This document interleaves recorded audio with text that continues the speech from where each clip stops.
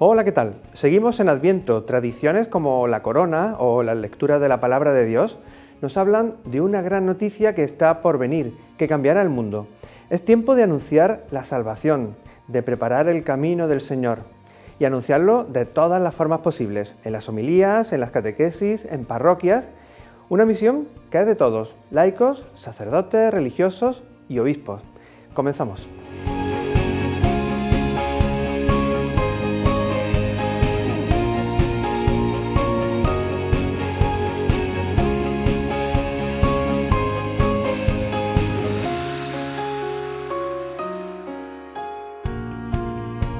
A una semana larga de la toma de posesión, el obispo electo de Zamora hacía en la Catedral de Murcia la profesión de fe y el juramento de fidelidad a la Iglesia. A 15 días de su consagración episcopal, la Catedral de Murcia acogía la profesión de fe y juramento del nuevo obispo de Zamora. Creo con fe firme y prometo todas y cada una de las cosas contenidas en el símbolo de la fe, a saber, creo en un solo Dios Padre Todopoderoso, Creador del cielo y de la tierra, de todo lo visible e invisible. Creo también con fe firme todo aquello que se contiene en la palabra de Dios, escrita o transmitida por la tradición. Expresar la fe de un modo público, un paso previo y necesario para una misión en la que ha de dar testimonio con su vida. Y luego con su palabra del amor de Dios, de la misericordia entrañable del Señor, de construir una iglesia unida o de seguir manteniendo la unidad de la iglesia y de fomentar la participación de los laicos en toda la actividad eclesial, ¿no? Así como suscitar vocaciones. Su propia vocación, asentada en el amor a Cristo, responde a la llamada a su nueva misión con un juramento de fidelidad a la Iglesia y al Papa. Yo, Fernando Valera Sánchez, al asumir el oficio de obispo de Zamora, prometo mantenerme siempre en comunión con la Iglesia Católica, tanto en lo que exprese de palabra como en mi manera de obrar.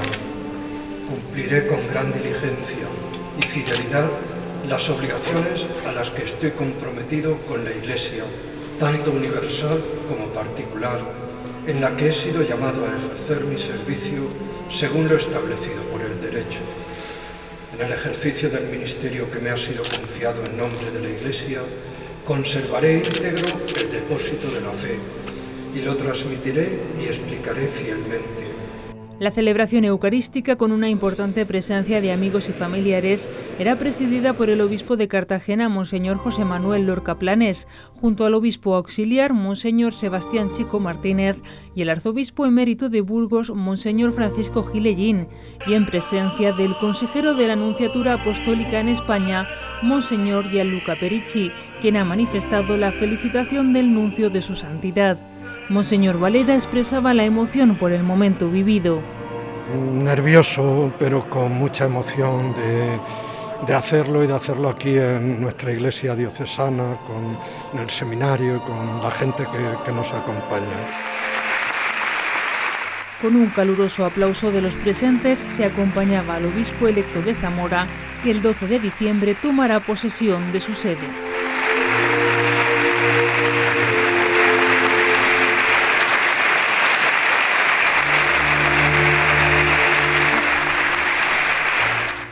En el seminario se preparan para ser sacerdotes. Una de sus tareas pastorales será predicar la palabra de Dios. El Papa Francisco ha insistido mucho en la preparación de las homilías, un asunto importante que en el Instituto Teológico San Fulgencio se toman con mucho interés. ¿Cómo son las homilías de los sacerdotes? ¿Son muy largas? ¿Invitan a conocer mejor a Dios? Temas importantes sobre los que se debe insistir si queremos que las celebraciones conecten con los fieles y ayuden al crecimiento de su fe.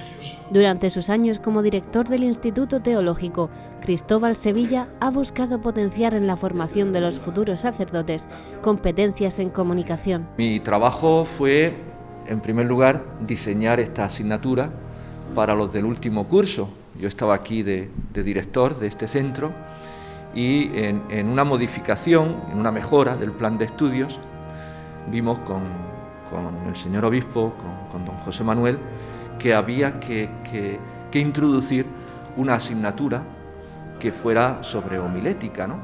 Una mejoría en la predicación de la palabra de Dios que debe comenzar por interiorizarla. Lo que hicimos fue hacer una asignatura que se llamara Lectio Divina o Lectura Espiritual de la Biblia y Homilía. Entonces, pues yo me centro principalmente en la Lectio Divina o Lectura Espiritual para que la homilía esté ya preparada. Cuando se hace esta lectura espiritual, la homilía está casi preparada, casi preparada. ¿Qué falta? Comunicarla. Falta la tercera pregunta. La primera pregunta para una homilía es: ¿qué dice el texto? ¿Qué dice el Evangelio de este domingo? ¿Qué dice la palabra de Dios este domingo? ¿Qué me dice? La primera pregunta es objetiva, ¿no? La segunda, yo me implico. ¿Qué me dice a mí? Y la tercera es: ¿a quién le tengo yo que comunicar esto? ¿Y cómo lo tengo que comunicar? Y en la tercera pregunta, pues yo me di cuenta que necesitaba a alguien que me ayudara, que me apoyara y que nos pudiéramos enriquecer con su sabiduría en esto de la comunicación. Y entonces Miguel Alacid era alumno mío en Ciencias Religiosas. Y así empezamos. Una lectura interior que se pregunta qué dice la palabra de Dios, qué me dice a mí y cómo tengo que predicarla. Para esta última cuestión, necesitaba a alguien que conociera desde dentro la comunicación. Me invito a hablarle a sus alumnos de sexto de homilética, a hablarles de comunicación. Empezamos con una especie de un par de charlas, pero año a año aquello fue creciendo y llevamos a cabo un trabajo de síntesis, de elaboración y de fundamentación de lo que es la comunicación humana, la comunicación divina y cómo se mezclan en la comunicación pastoral. Y esto nos dio como fruto unos esquemas de trabajo que realmente son eficaces para mejorar cualquier homilía, charla, cualquier predicación del Evangelio, lo hagan sacerdotes, lo hagan laicos, profesores de religión, etc.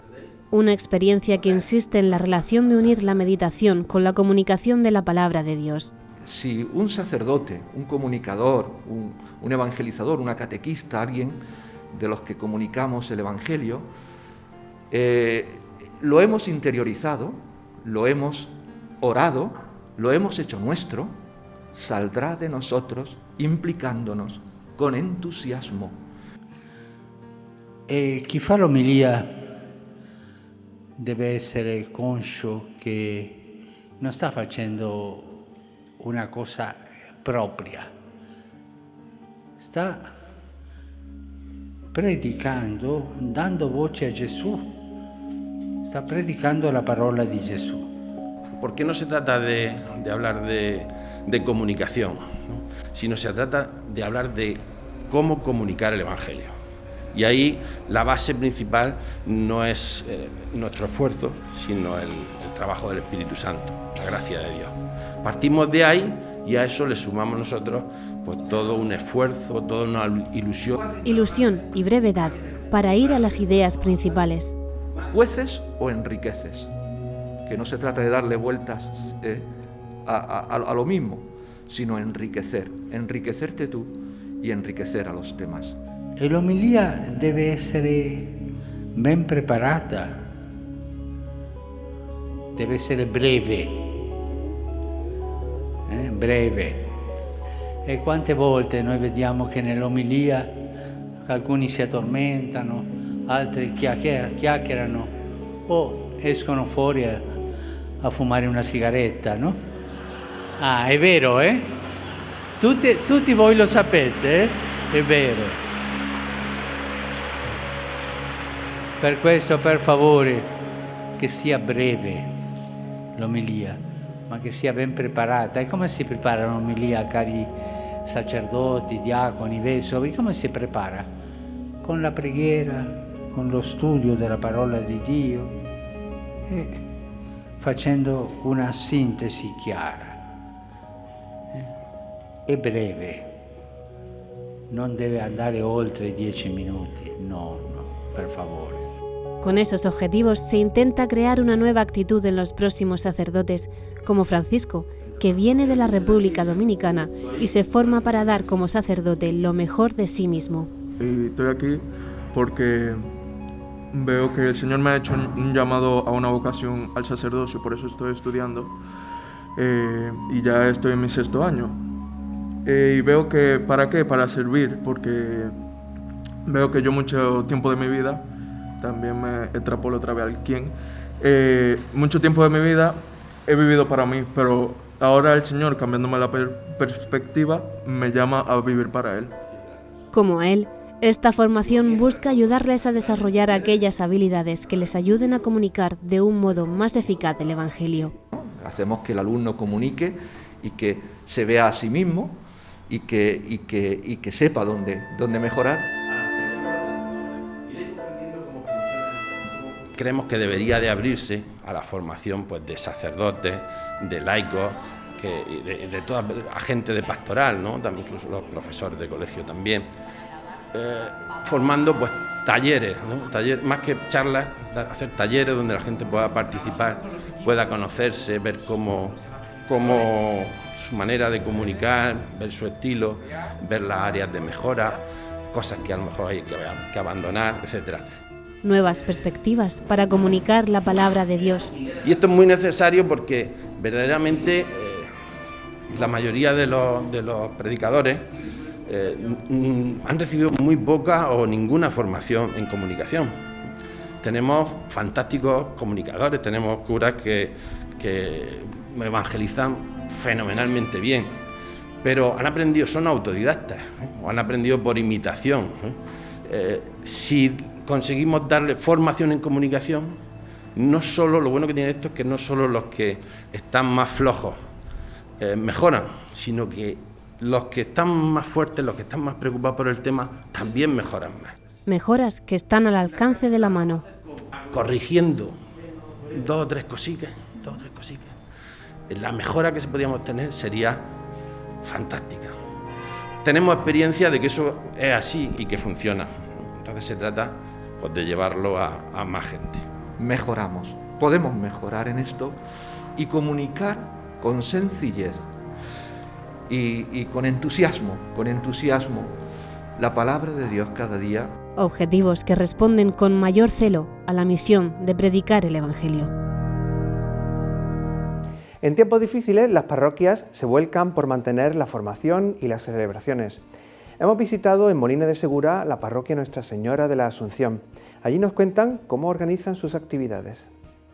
En Molina de Segura, la parroquia Nuestra Señora de la Asunción, como en muchas otras parroquias de la diócesis, se toman muy en serio la seguridad ante la pandemia, adaptando su actividad a las indicaciones sanitarias. Estamos procurando llegar a la actividad más normal posible. Hemos tenido que renunciar a todas las actividades que se hacían en las casas. Por ejemplo, teníamos 10 grupos de asambleas familiares y otras actividades, y lo hacemos todo en el centro parroquial, con un trabajo meticuloso de higienización antes de cada reunión y celebración. Pues hay un equipo de personas que higieniza todos los bancos. La idea es que uno esté en paz y tranquilo, no esté nervioso. Procuramos ser muy estrictos con todas las medidas de seguridad en las celebraciones y en las reuniones. Con gran esfuerzo, el objetivo es mantener las actividades formativas a través de los diferentes grupos de la parroquia. Seguimos teniendo actividad a todos los niveles de catequesis de comunión. Lo que hemos hecho con la catequesis de comunión es dividir los grupos para que haya un grupo de 5 o 6 niños. Buenas, queridos niños. ¿Qué estáis viendo? ¿Qué tema estáis viendo? El tema 5. ¿Y cómo se llama el tema 5? El amor de Dios. Como párroco José León y el resto de catequistas intentan llevar la iniciativa cristiana a través de una formación cercana y amable que ayude a los niños a entender la importancia del Evangelio en sus vidas. Entonces los niños vienen una semana a catequesis presencial y la semana siguiente vienen a misa. Los padres le han dado catequesis durante la semana, les facilitamos unos materiales y al acabar la misa tenemos un pequeño encuentro de unos 10 minutos. Implicación de la parroquia y las familias en un proceso evangelizador que se extiende a diferentes tipos de catequesis. Reuniones de adultos, de acción católica, hay reuniones de un movimiento sacerdotal mariano, hay reuniones de vida ascendente. También ahora estamos reuniéndonos en la lectura de los Hechos de los Apóstoles, como el obispo nos ha mandado, y entonces tenemos creado una cosa nueva que es un club de lectura. Importantes también los ensayos del coro para acompañar las distintas celebraciones.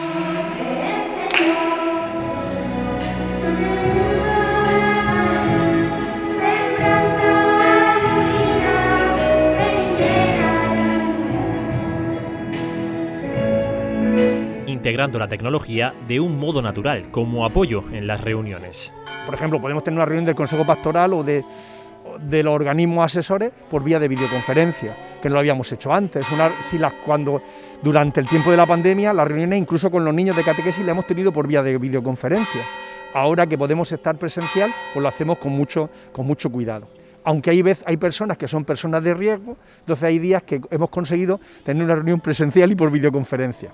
También la tecnología es usada para las celebraciones. Es verdad que hay personas que están llevando mucho cuidado, y es de razón, porque son personas de riesgo, son personas que están enfermas, personas que están muy mayores, y esas personas no están viniendo.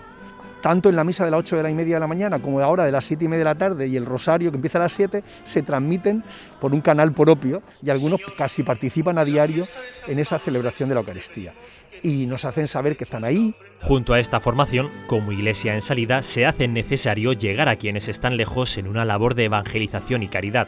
El llegar a gente nueva, el primer anuncio y la acogida. A través del trabajo que se hacía en Cáritas y la acogida que se hacía en Cáritas, la gente nos dimos cuenta que no solo necesitaba que le diésemos ayuda para la comida, sino también una experiencia de fe para vivir esto. Y entonces surge un grupo que se llama Aliento de Vida, se reúne todos los sábados y también hacíamos una experiencia de primer anuncio que se llama Alfa. Y a esa hemos tenido que renunciar porque se hace a través de una cena y ahora no nos podemos juntar a cenar. Pero sin embargo hemos puesto en marcha un curso de parejas, también online, que empezó la semana pasada, que lo están haciendo pues 18 parejas. A pesar de la pandemia, la actividad en la parroquia continúa, en un esfuerzo por mantener viva la pastoral en tiempos difíciles. Todos podemos colaborar. En algunas tareas pastorales se necesitan catequistas. Es el caso del Life Team en la parroquia San Benito de Murcia. Para quien quiera compartir su fe y acompañar a adolescentes en su crecimiento como cristianos, es esta una buena ocasión. Muchas parroquias necesitan de la colaboración de los laicos.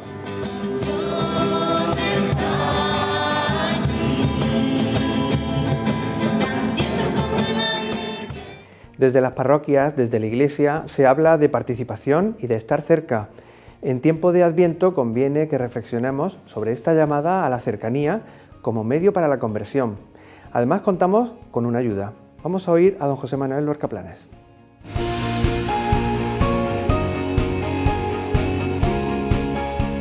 Muchos saludos amigos.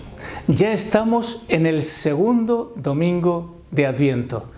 ¿Cómo pasa el tiempo? Pues ha pasado una semana completa desde esta invitación que se nos hacía a la esperanza. Bueno, pues ahora la liturgia tiene un poco de serenidad, nos pide un poquito de calma, sobre todo cuando escuchéis la primera lectura del profeta Isaías, veréis a qué nos invita. Consolad, consolad a mi pueblo, dice el Señor.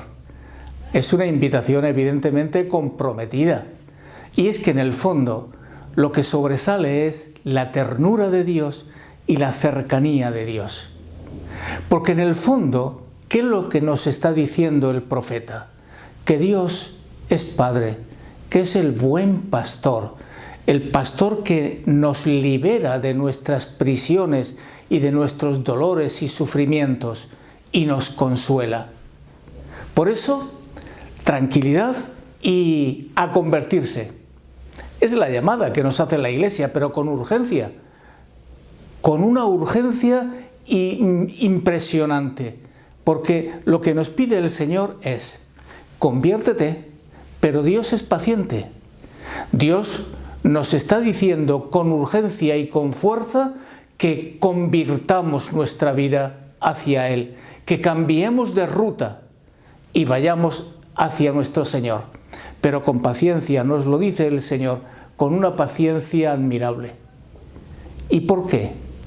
Porque el Señor te quiere inmaculado, inmaculados e irreprochables. Por eso la conversión. Porque para dialogar con Dios, para hablar con Dios, tenemos que estar en la misma onda que Dios. y la onda es la onda de la gracia. Bueno, pues estamos en Adviento, tiempo de conversión, tiempo de serenidad y tiempo de cambiar de ruta. Por lo tanto, despertad de los sueños, despertad de las vidas que hemos elegido cada uno, y unos con unas fachadas, otros con otras, otros potenciando el individualismo, otros potenciando, en definitiva, nuestros pecados. Desgraciadamente, pero es que somos así. Por lo tanto, despierta, nos dirá el Señor. Despertar y mantente firme en la fe, que es a lo que nos llama el Señor. Lo de la firmeza de la fe es verdaderamente una llamada impresionante.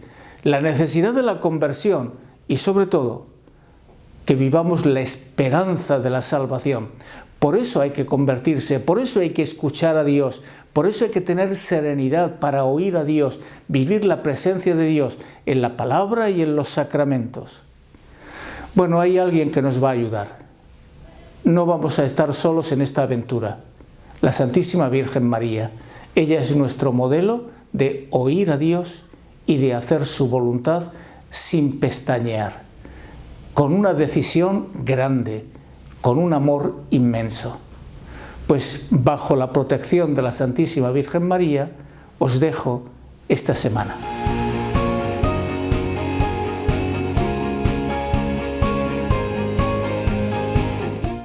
María es el mejor ejemplo de la cercanía a Dios.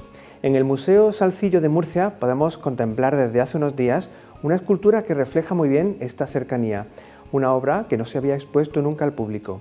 Se trata de Nuestra Señora de Belén y pertenece a un coleccionista privado. Puede verse en la sala de los bocetos del museo durante unos meses. Representa a la Virgen María con el Niño Jesús en brazos. Su estudio ha desvelado que tiene los rasgos y acabados propios de Francisco Salcillo y además muestra parecido con obras del imaginero murciano.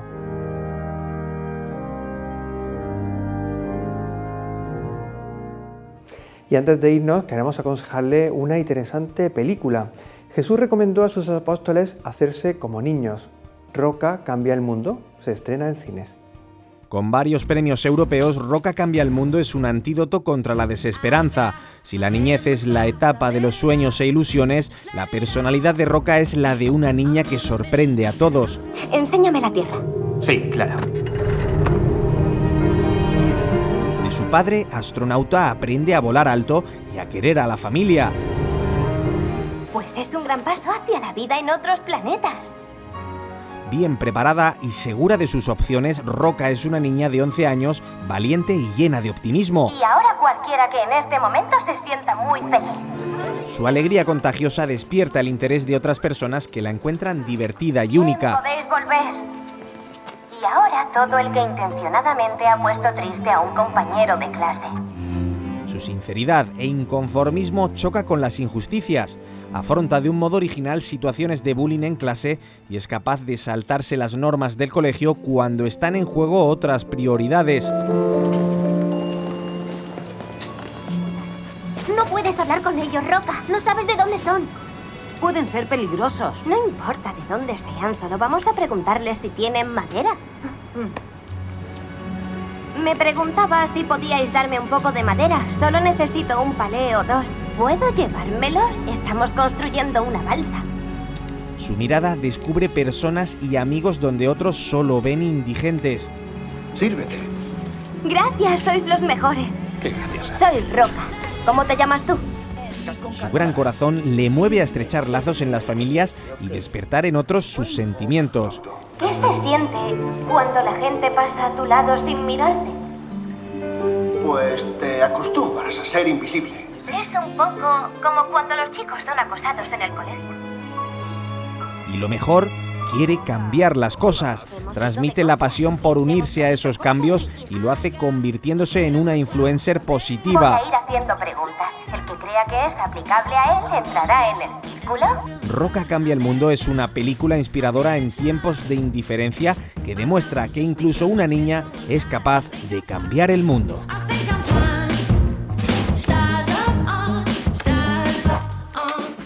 Y llegamos al final de este programa. En Adviento, como comunicadores cercanos de la buena noticia, como creyentes esperanzados, recorremos este camino de serenidad con el horizonte del encuentro con Cristo en la Navidad, un camino luminoso como representan las luces de la corona de Adviento. Nosotros nos vemos la semana que viene. Sean felices. Vigila y espera, mi lámpara enciendo, voy a tu encuentro, segunda vela, abro mi vida, nace y florece, Rey de mis días. Envuélveme con tu paz, en tus brazos quiero estar. Si al mundo entró el pecado, tú eres la promesa que nos ha rescatado. Viento, te espero, te anhelo dulce. Creo en un solo Señor Jesucristo, Hijo único de Dios, nacido del Padre antes de todos los siglos, Dios de Dios, luz de luz, Dios verdadero de Dios verdadero, engendrado, no creado, de la misma naturaleza del Padre, por quien todo fue hecho.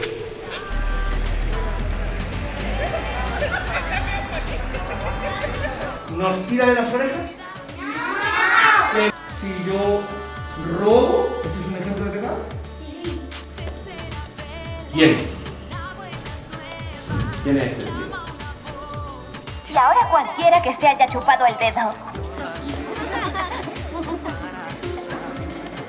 ¿En serio yo? Simplemente si lo hago con mi fuerza veo que yo no puedo. Eso significa que no tienes que hacer nada, ni estudiar, ni trabajar. No. Ni nada, gracias a Dios, todo, ¿no? Está bien. La